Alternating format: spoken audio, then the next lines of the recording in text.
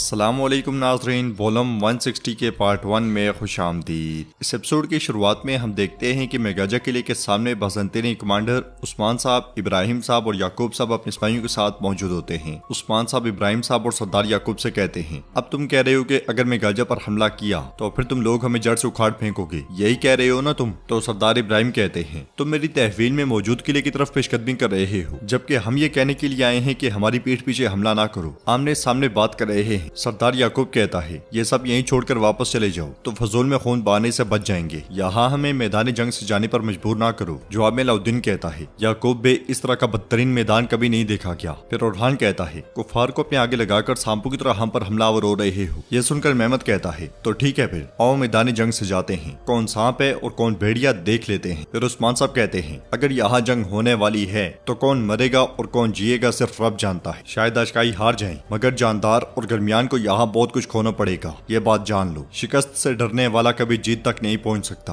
अगर हम एक दूसरे से पंजा आजमा हुए, अगर खून बहाया, तो फिर ये दुश्मनी कभी भी खत्म नहीं हो पाएगी। बहुत सी नस्लें हमेशा के लिए एक दूसरे के साथ लड़ना जारी रखेंगी, फिर कोई भी तुर्की इमारत एक झंडे तले हरगिज रियासत नहीं बन सकेगी। ये सुनकर सरदार इब्राहिम कहते हैं, तो उस्मान, इसका मतलब है कि तुम रुक जाओगे? जवाबन उस्मान साहब कहते हैं, मैं रुकूंगा, मगर तुम्हारे लिए नहीं, अपने ख्वाबों के लिए, अपने मकसद के लिए। तो सरदार याकूब कहता है, आला, तो फिर अपने सिपाहियों को वापस बुलाएं। उस्मान साहब सिपाहियों को पुकारते हैं तो सरदार गुंदूज कहता है, उस्मान साहब वो खेल खेल रहे हैं, क्या आप नहीं देख रहे? गुंदूज साहब को रोकने के बाद उस्मान साहब कहते हैं, अगर तुम में से कोई मेगाजा के लिए अपनी दुश्मनी पर उतरा तो मैं तुम सबको मुनाफिकीन के कबीले से समझूंगा, इसके अलावा जो भी फौज आना चाहती है आ जाए। तो सरदार इब्राहिम कहते हैं, मेगाजा कुफार की सरजमीन थोड़ी ना है जो तुमसे दुश्मनी पे उतरे। तशरीफ लाएं उस्मान साहब, ताकि मैं अपनी सरजमीन में आपकी मेजबानी कर सकूं। यह सुनकर उस्मान साहब अपने बेटों से कहते हैं, आप सिपाहियों के साथ कबीले जाएं, मैं सरदारों के साथ मेगाजा जाऊंगा, ताकि मैं देख सकूं कि इस मेगाजा के लिए इब्राहिम साहब से क्या लिया गया है। ये कहते साथ ही उस्मान साहब सदरान के साथ मेगाजा की जानिब बढ़ जाते हैं। मेगाजा की बुलंदी पर खड़ा उलजाई ये मंजर देखकर कहता है, क्या हो रहा है, क्यों अभी तक हमला नहीं कर रहे? तो दोगान कहता है, उलजाई जंग नहीं हुई, उस्मान किले की तरफ आ रहा है। यह सुनकर उलजाई गुस्से से कहता है, बुज़दिल लोग, इनका मुआहदा खून से रंगा जाएगा, सुलह कमजोर लोगों पे जचती है, लड़ते सिर्फ बहादुर ही हैं। उस्मान इस किले से नहीं निकल पाएगा, किला अब भी इब्राहिम साहब की तहवील में है। उस्मान का सर गिरते साथ ही उसके बेटे इंतकाम के लिए आएंगे। यही वो वक्त होगा जब ये इमारतें एक दूसरे का गिरबान फाड़ेंगी। अगले मंजर में उस्मान साहब अपने सिपाहियों के साथ मेगाजा में दाखिल होते हैं। जरकुताई पूछता है, हम यहाँ क्या करेंगे हुजूर? जवाबन उस्मान साहब कहते हैं, हमारी सरजमीन बनने वाले मेगाजों को पहले से ना देख लें क्या? जवाबन जरकुताई खुश होते हुए कहता है, हम नहीं रुकेंगे, ऐसा ही है ना हुजूर? तो उस्मान साहब कहते हैं, हमें काफिर तक नहीं रोक सका, तो क्या इनके एक लफ्ज से रुक जाएंगे? हाँ, मैं मेगाजा को अपने शिकार के तौर पर जानता हूँ, तो ये शिकार मुझसे कोई नहीं छीन सकता। ये कहते साथ ही उस्मान साहब घोड़े से उतरते हैं और किले की जानिब देखते हुए कहते हैं, तुम देखोगे जरकुताई अपना वादा नहीं निभाएंगे, लेकिन इनका इरादा सिर्फ हमें रोकना नहीं है। हमें रोकने के लिए काफिरों से इत्तेहाद करने वाले ये लोग हमें इन जमीनों से बेदखल करने के लिए हर हद तक जा सकते हैं। हम इनकी पहली गलती पे ही किला इनसे छीन लेंगे और इनके सर कलम कर देंगे। इसी वजह से अब हर जानिब से अपनी निगाहों नजरों को होशियार रखो। तुम इस किले की तमाम मालूमात इकट्ठी करोगे जरकुताई। किले में आने की वजह भी यही है। ये कहते साथ ही उस्मान साहब आगे बढ़ते हैं। इधर ओरहान अलाउद्दीन और गुंदूज साहब के साथ कबीले में दाखिल होता है। उन्हें देखकर बाला खातून आगे बढ़ते हुए पूछती है, उस्मान साहब कहाँ हैं? तो ओरहान कहता है, इब्राहिम साहब के साथ याकूब साहब ने मेगाजा को अपनी तहवील में ले लिया है, बाबा जान उनकी मेहमान होंगी। फिर सरदार गुंदूज कहता है, हम बुराई के घोंसले में गिर गए, गिर जाने के बाद हमने पीछे देखा और फिर दस्तबरदार हो गए बाला खातून। ये सुनकर अलाउद्दीन कहता है, यकीनन बाबा जान के पास कोई मालूमात होंगी गुंदूज साहब। तो सरदार गुंदूज कहता है, तुम्हारे बाबा के पास कोई मालूमात होगी, जरूर होगी, लेकिन मैं हमारे हरीफों की रग रग से वाकिफ। वैसे आप तो हमें ज्यादा खतर में नहीं लाते। मगर दोनों आगे बढ़ने लगते हैं तो ओरहान उन्हें रोक देता है और कहता है, बाकी बात खेमे में जाकर करते हैं गुंदूज साहब। ये कहते साथ ही ओरहान आगे बढ़ता है तो सरदार गुंदूज कहता है, जो होना था हो गया, बात करने के लिए कुछ बाकी नहीं बचा। सब आगे बढ़ जाते हैं तो गाजी अलाउद्दीन और गुंजा के पास आता है। अलाउद्दीन उसके पास बैठते हुए कहता है, गाजी मैं फरीजे पर जा रहा हूँ, अपनी खातून को तुम्हारी अमानत में छोड़कर जा रहा हूँ। जवाबन गाजी सीने पर हाथ रखते हुए कहता है, शहजादे आप फिक्र ना करें, अगर जरूरत पड़ी तो मैं इनके खेमे के बाहर खड़ा होकर भी प्यारा दूंगा इंशाअल्लाह। ये सुनते साथ ही अलाउद्दीन उससे प्यार करता है और आगे बढ़ जाता है। पीछे मौजूद गाजी गोंजा से कहता है, ये गुंदूज साहब मेरी माँ की तरह बदमिजाज हो गए हैं। पास से गुजरती हुई अलजन ये सुन लेती है तो उससे कहती है, तुम ऐसा कैसे कह सकते हो? क्या तुमने अपनी माँ को बदमिजाज कहा? तुम्हें ये किसने कहा? क्या तुम्हारे बाप ने कहा?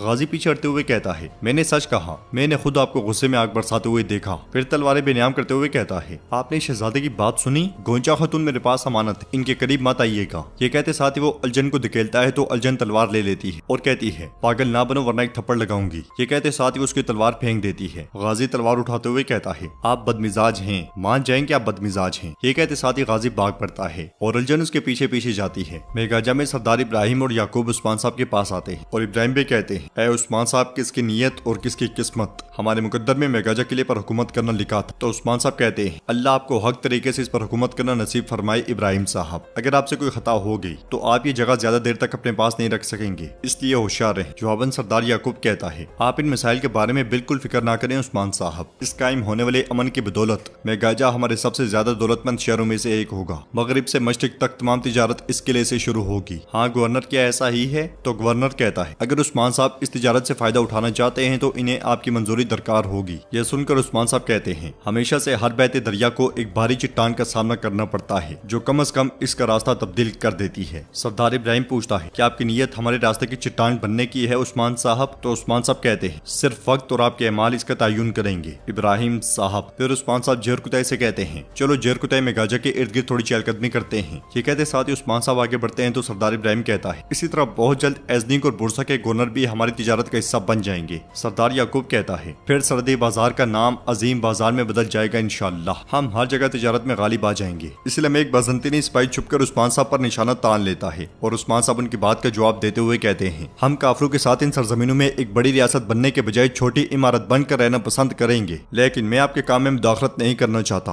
अगर यहाँ के लोगों को कुछ हुआ तो? सरदार इब्राहिम उस्मान साहब की बात काटते हुए कहता है, आप किसी भी तरह मुदाखलत नहीं कर सकते क्योंकि हमने हर एक चीज का हिसाब लगा लिया है और जो जरूरी था वो कर लिया है। आप या तो हमारे साथ रहेंगे या हमारे खिलाफ रहेंगे। आपके बड़े भाइयों की हैसियत से हम आपको कुछ इख्तियारात देना चाहते हैं। यह सुनकर उस्मान साहब मुस्कुराते हुए कहते हैं, आप काफिरों की रस्सी को पकड़कर गहरी दलदल में उतरने की कोशिश कर रहे हैं और हमें भी इस दलदल में घसीटना चाहते हैं, लेकिन मैं आपके साथ इस दलदल में कभी नहीं गिरूंगा। जवाबन सरदार याकूब कहता है, आप गलत समझ रहे हैं उस्मान साहब। वो दिन जब हम आपको अपने साथ देखना चाहते थे बहुत पीछे रह गए, अब से आप हमारे पीछे खड़े हो सकते हैं। सरदार इब्राहिम कहता है, और ये मुकम्मल वफादारी के साथ ही हो सकता है। उस्मान साहब पूछते हैं, वफादारी? हाँ, वफादारी सिर्फ हुक्म सादिर करने वाले से की जाती है। हम पर आपका कोई हुक्म लागू नहीं हो सकता। हमारी वफादारी सिर्फ मुकद्दस दावा के लिए है। बाज़ंतीनी सिपाही उस्मान साहब पर निशाना लेता है तो उलझाई भी उस्मान साहब के पास खड़ा दिखाई देता है और उसके पीछे देखने के बाद बाज़ंतीनी सिपाही को छोड़ा हुआ तीर वो ढाल के जरिए रोक लेता है। बाज़ंतीनी सिपाही भाग पड़ता है और उलझाई कहता है, उस कुत्ते को पकड़ो। ये सुनते साथ ही सिपाही उसके पीछे भाग पड़ते हैं। उस्मान साहब गुस्से में सरदार इब्राहिम और याकूब साहब को देखने लग जाते हैं। तो नाज़रीन, इसके साथ ही एपिसोड भी इख्तिताम पजीर होती है। अगर आपको वीडियो पसंद आए तो वीडियो को लाइक करें, चैनल को सब्सक्राइब करें और बेल आइकॉन पर लाजमी से क्लिक कर दें। इंशाल्लाह मिलते हैं नेक्स्ट वीडियो में। तब तक के लिए रखें अपना और अपनों का बहुत ज्यादा ख्याल। अल्लाह निगहबान।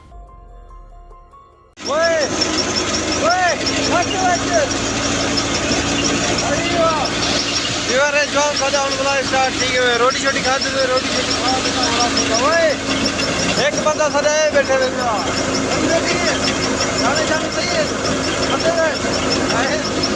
जॉन सारे थके बैठे सारी कान थी कान कमाइए थी कान पूरे निवास लाग हुई थी।